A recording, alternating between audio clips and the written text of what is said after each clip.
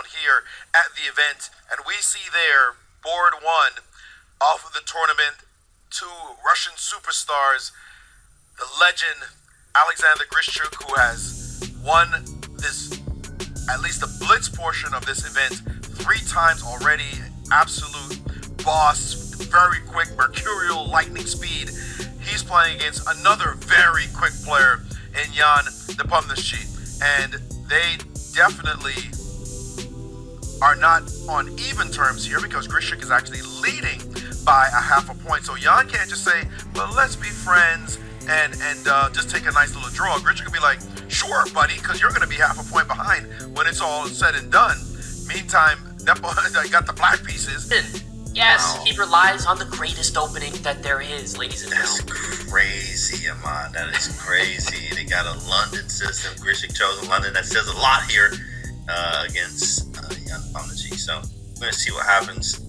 Plot twist, he still can play knight c3. So That's we are right. going to see. He can do me dirty like this after I hyped it up, but you know, if he keeps it more consistent like this, I would say knight d2 or knight f3 are the moves that I would consider here. Knight d2 looks very solid.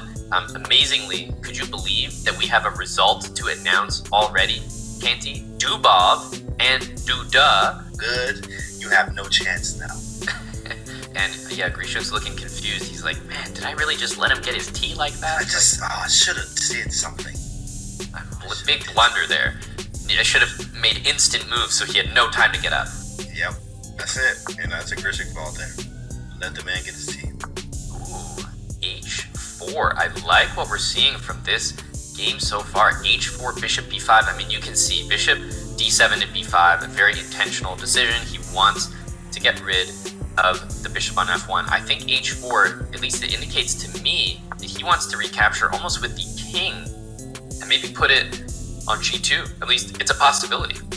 I like this because in the London, it's like they can be very cagey and like strange. You don't have to like follow traditional theory as London really doesn't. In fact, lots of play, and this can definitely spring open into something much from London. So they say the same thing about a Jababa London until they get hit with it, right? Bishop takes f1. I want to just stay here and see how he recaptures because I'm a firm believer that king takes is the correct move and the move we will see, and that's a cool move to see on the board in the World Rapid Championship. It looks like you never want to ruin your castling privileges, but the rook is actually necessary to defend that h-pawn, so I suspect we may see this king tucked away on g2, so maybe g3, king g2 here. Nepo is feeling pretty good though. He's got the pawns on light squares, and he just traded off his light square bishop, so both sides reasonably happy, I would say. Absolutely, reasonably happy, and of course, we have to run over to the women's section because the games have just started. Every game, especially on the top 6-7 boards, and they all matter.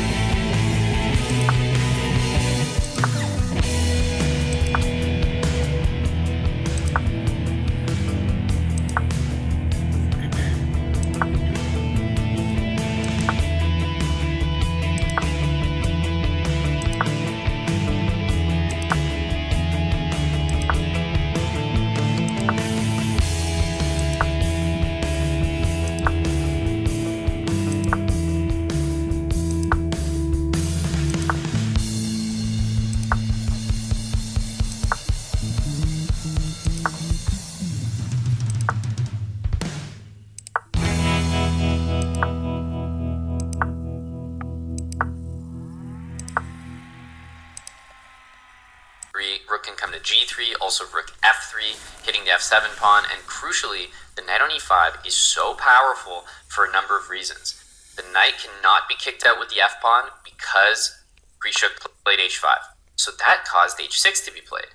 And then on the other hand, if the knight even ever needs to retreat, knight to d3 covers the b2 pawn, stops the minority attack with b5, b4. So I think Grischuk, playing phenomenally, has a better position here. And remember, he's one of the leaders in the open section. He has 8.5 points. Great position here.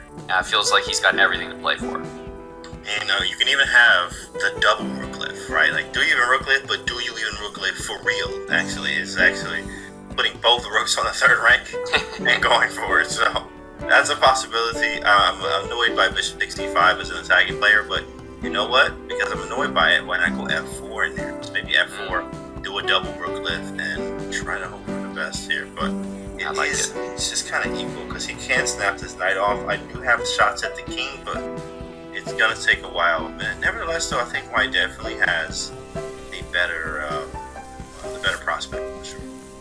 Agreed, totally. I actually really like the move f4 as well. You can just double the rooks, but in the future, I think f4 followed by f5 is probably going to be where the main counterplay comes from. For black, it's got to be minority attack, but white is very quick and making some very serious threats on the king side. So, big fan of Grischuk's position. Let's move around here, especially down to board 2, where Prague is taking on Murzin. This is a battle of the younger generation here.